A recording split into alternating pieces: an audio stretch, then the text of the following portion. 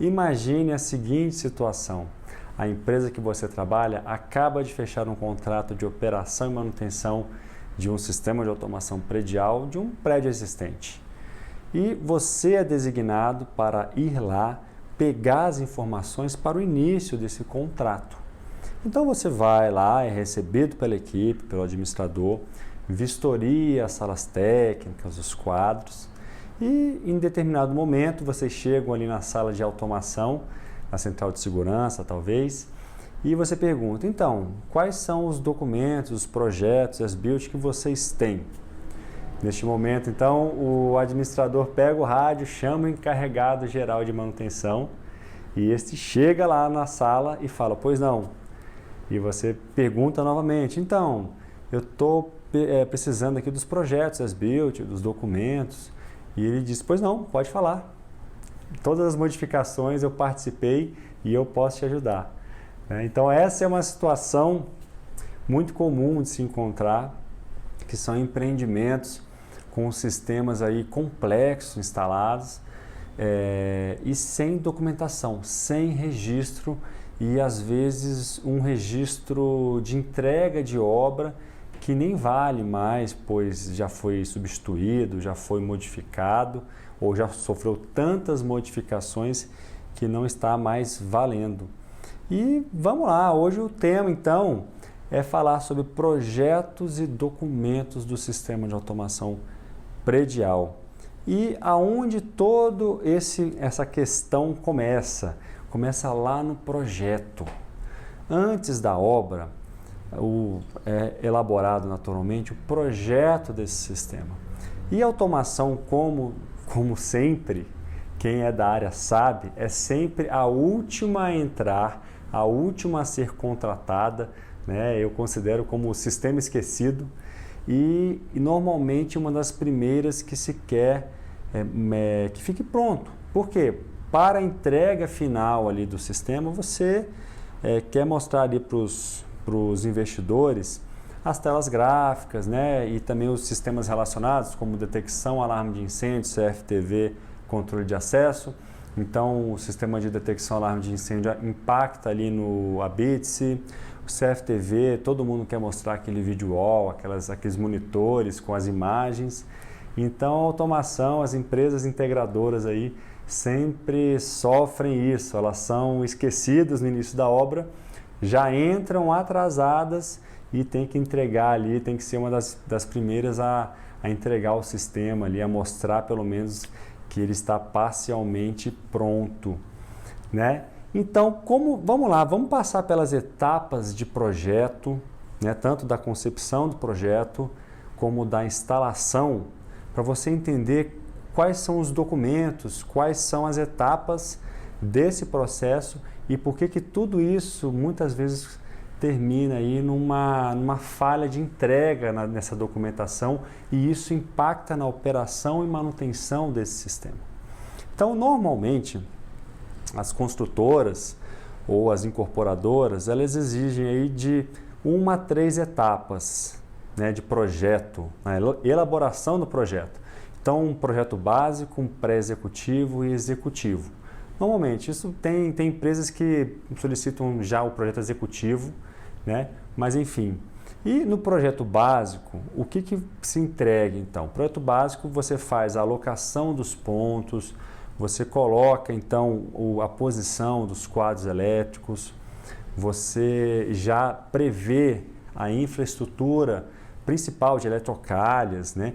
As prumadas, os shafts, você já aloca o espaço da infraestrutura principal nesses locais e entrega também um relatório preliminar explicando ali qual que são as intenções daquele projeto com base já na expectativa, né, do cliente. Bom, feita então a compatibilização do projeto de automação com os demais, inicia-se então a etapa do pré-executivo, onde faz então a correção, né, dos relatórios de compatibilização e dá um passo a mais, colocando mais infras, né, as infras não mais as principais, mas as secundárias. Você pode fazer a correção então da posição de quadros, colocar mais detalhes no projeto, para finalmente, então, no projeto executivo, você fazer, então, toda a infraestrutura, você vai projetar toda a infraestrutura, eletrodutos, eletrocalhas, todo o detalhe desse projeto, com a posição dos quadros, dos dispositivos. Você pode colocar um tag, né, uma identificação nos dispositivos de projeto. Tá? Alguns projetistas, eles colocam também a fiação que vai dentro dessa eletrocalha, alguns outros não. Eu já explico porque eu defendo que não essa informação não seja colocada neste momento. Tá? Eu acho que é um serviço que ele acaba sendo desperdiçado. Tá? E você entrega então esse bloco junto com os detalhes, o diagrama vertical, que você consegue ver o prédio como um todo, né? O sistema, você consegue ver então a rede primária, a rede secundária, como que o projetista então está definindo que aquele sistema deve funcionar. Ao mesmo tempo, nessa etapa do projeto executivo, você também entrega então uma planilha de pontos do sistema. Por quê? No projeto em planta baixa, que se utiliza ali o software AutoCAD, ou equivalente, né? É que o AutoCAD é um dos mais utilizados, mas existem outros. Você faz a alocação ali de sensores, da infraestrutura e dos quadros de automação. Mas dentro daquele quadro de automação, você precisa especificar com um projeto daquele quadro, que também não é feito neste momento, nesta etapa, tá? Mas você precisa sim especificar o que aquele quadro vai fazer, quais são os pontos que ele vai supervisionar e controlar. Então você tem uma planilha de pontos que fala, então, ó, esse quadro aqui nessa sala técnica vai fazer o controle desse fan coil. Então você tem a descrição, comando do fan coil, estado liga-desliga, alarme, temperatura de insuflação, temperatura de retorno. Então você tem uma coluna de descrição de cada ponto que aquele quadro deve supervisionar, atuar. Você tem um campo, né, colunas que vão especificar o tipo desse ponto. Então, se ele é uma entrada digital, uma entrada analógica, saída digital, saída analógica, ou se é um ponto de integração, né, uma conexão serial.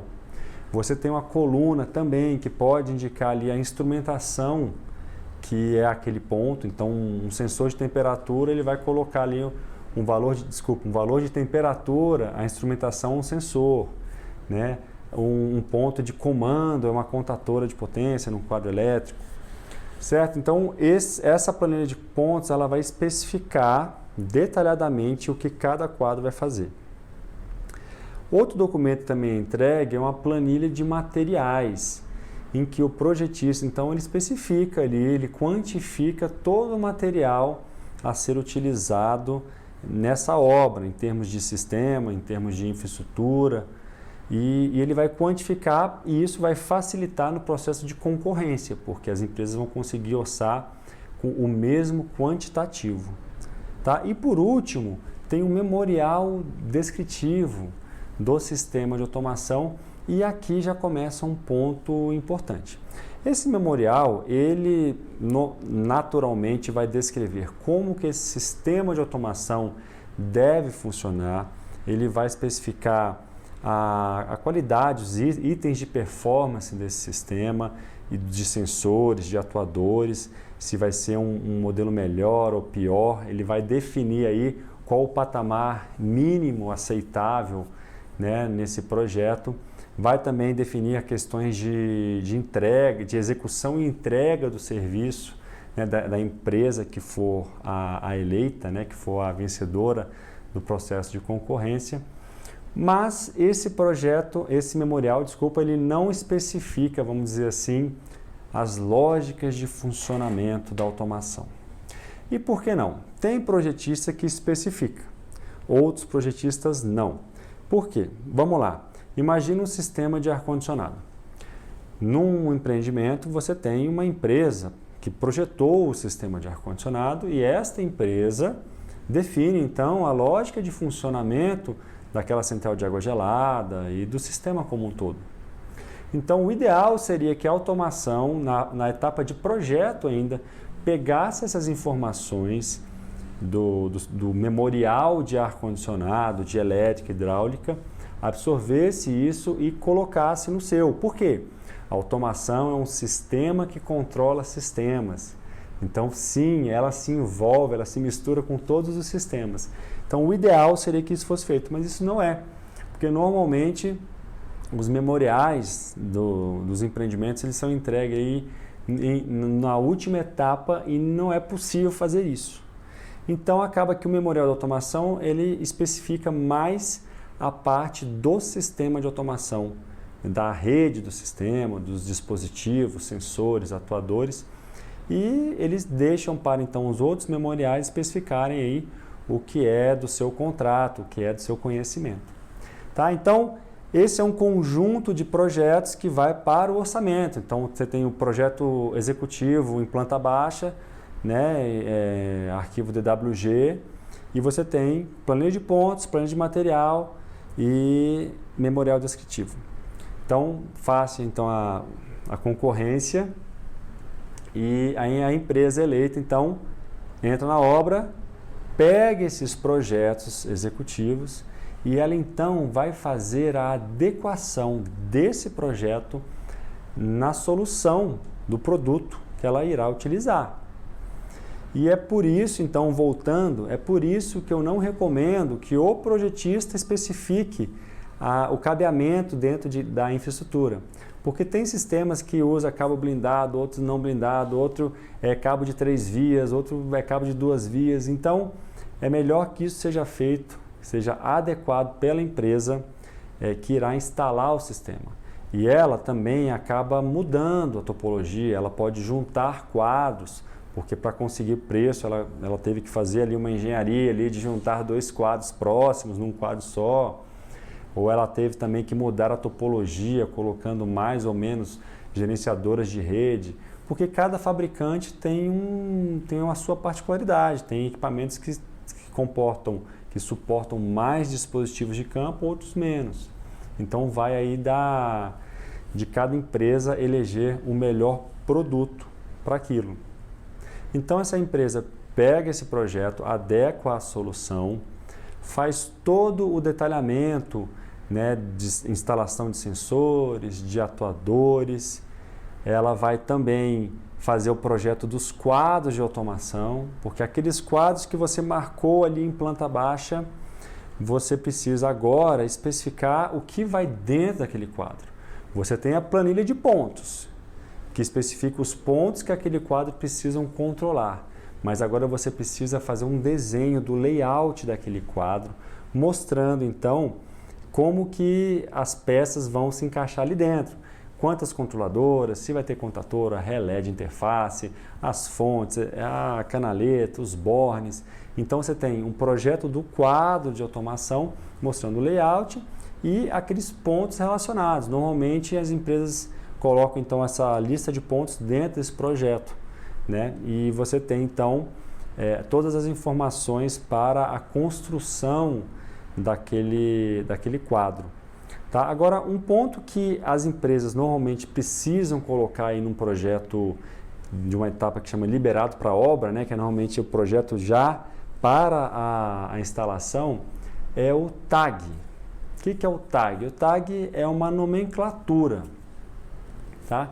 E esta nomenclatura, normalmente ela é utilizada quando você vai configurar um ponto. Então, você abre o sistema de automação lá no software. Tá? E quando você vai colocar, suponha, uma temperatura de retorno, você pode colocar essa nomenclatura, sei lá, temp hatch. Né? E aí você tem a descrição do ponto e todas as configurações dele. Mas aqui vai uma dica que eu percebi quando eu participei de um projeto de uma empresa de fora do Brasil. O projeto foi aqui no Brasil, mas a empresa era de fora. E é uma coisa tão óbvia que você precisa que alguém te fale ela, que é justamente a questão desse tag. Como que funciona? Lá no projeto em AutoCAD, DWG, você tem ali uma especificação dos sensores ali que estão desenhados, né? Então tem a infraestrutura ligando o sensor até um quadro elétrico. E na planilha de pontos você tem também especificado que aquele ponto ali está naquela controladora e ele é a temperatura de retorno.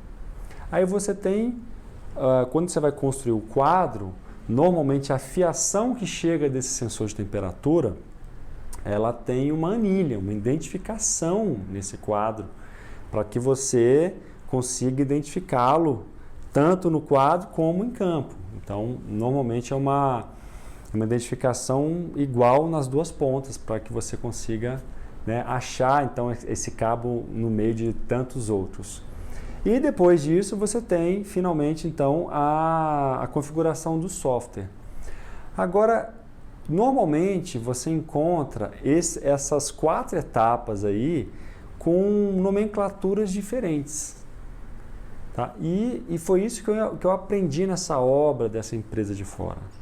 Eles usam a mesma nomenclatura desde o projeto em planta baixa, na lista de pontos, na identificação dos cabos, no software, e eles incluem também na etiqueta que vai no sensor. E eu vivenciei numa parada do sistema como isso é prático. Porque, vamos lá, eu tive uma parada de um sensor ali que era fundamental para a central de água gelada. Era um sensor de referência ali de temperatura e ele ficou offline e o sistema ficou sem referência. Então, quando o sistema acusou que estava offline, eu estava lá nesse dia, a gente olhou o tag do ponto no sistema, fomos então no quadro de automação da central de água gelada. Quando a gente abriu o quadro, a gente rapidamente identificou o cabo, a fiação que era daquele sensor, porque ela tinha o mesmo tag, a mesma nomenclatura do sistema, e verificamos então se o cabo não estava com algum problema, né, se tinha soltado alguma coisa parecida, e fomos então procurar o sensor no campo. E lá, como todos os sensores têm uma etiqueta com essa mesma nomenclatura, foi muito fácil, a gente não precisou ficar analisando as tubulações para ver qual que é a tubulação de alimentação, qual que era de retorno. Nós rapidamente identificamos então que o sensor era aquele porque tinha uma etiqueta lá com um temp hat, suponha.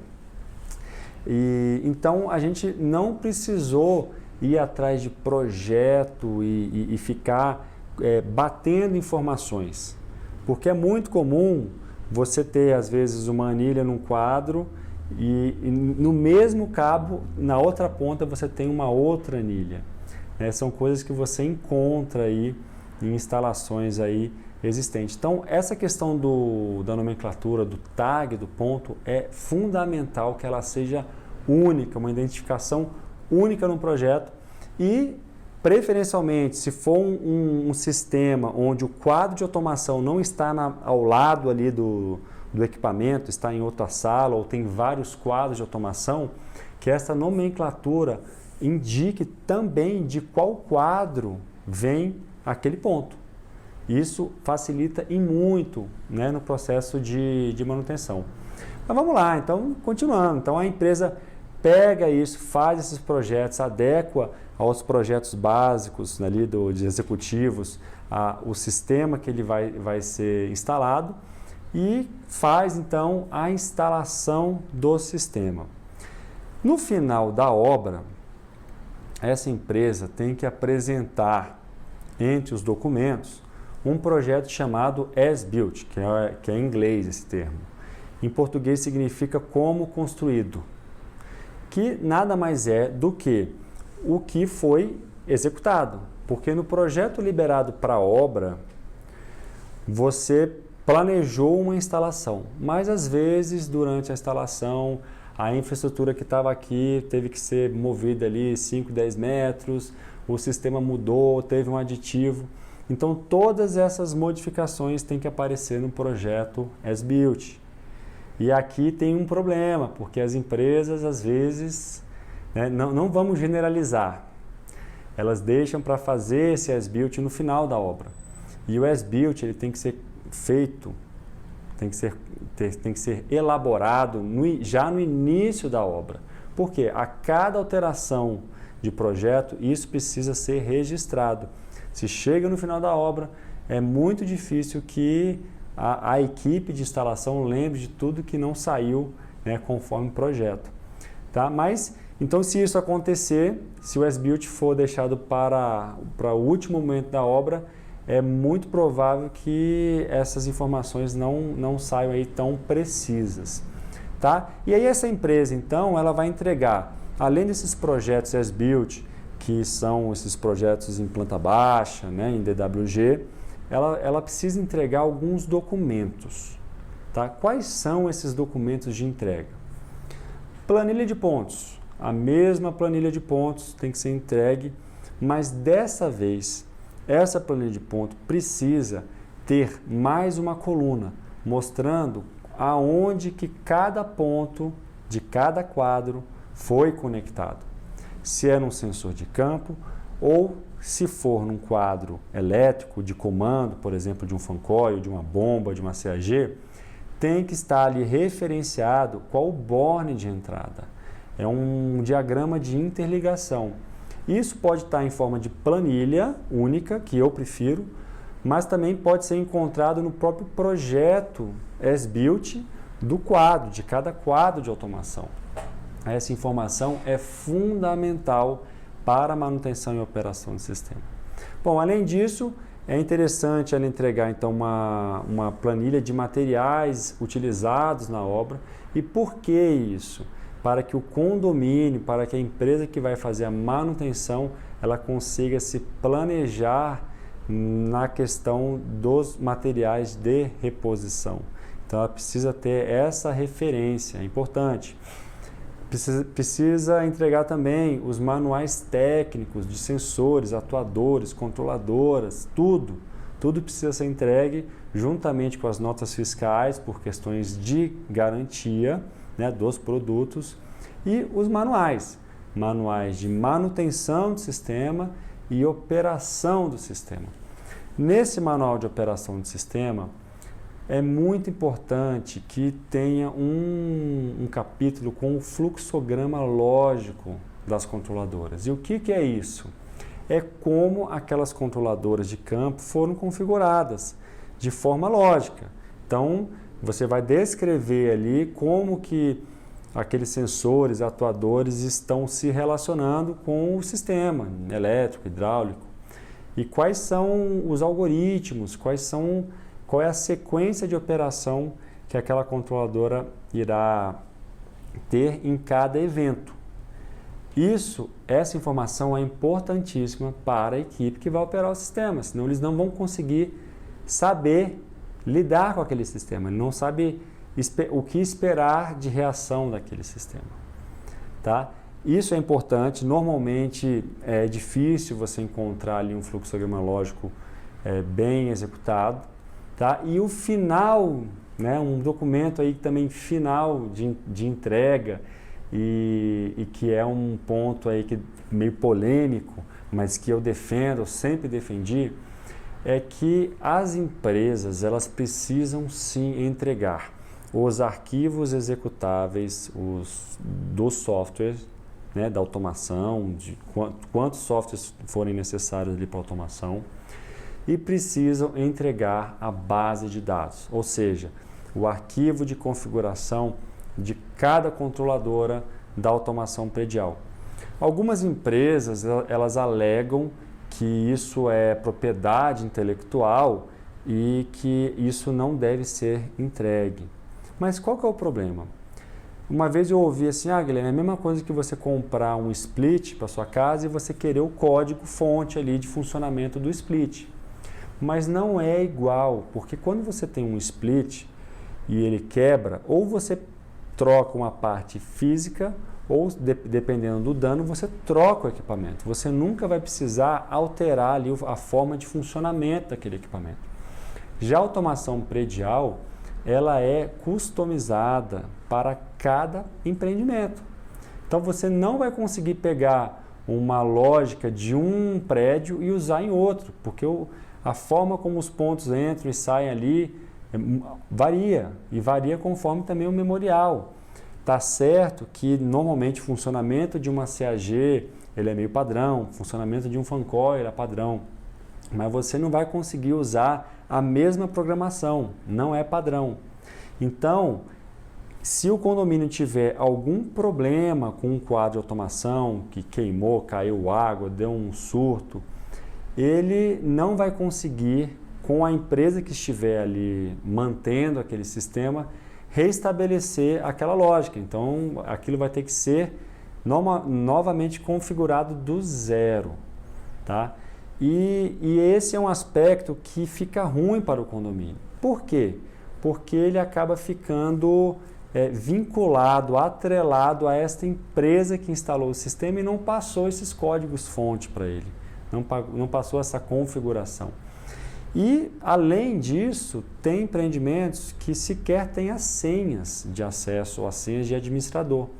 Então, sim, às vezes numa ruptura de contrato, a empresa que está fazendo a manutenção sai, leva as senhas, não passa para o cliente e não quer passar. E, às vezes, para você recuperar essa senha, você precisa dar um reset no sistema e reconfigurá-lo todo do zero. E a empresa, o condomínio, não vai naturalmente querer pagar por esse serviço novamente. Então é muito importante que no momento ali da entrega da obra, toda essa configuração seja passada para o condomínio e as senhas também sejam passadas e alteradas para que apenas o condomínio tenha também um acesso àquelas senhas de administração, né, de administrador, de configuração. E nada impede que a empresa que vai operar ali também crie as suas senhas, né, de manutenção, de administração, de configuração, tá? Mas é importante que o condomínio tenha sim.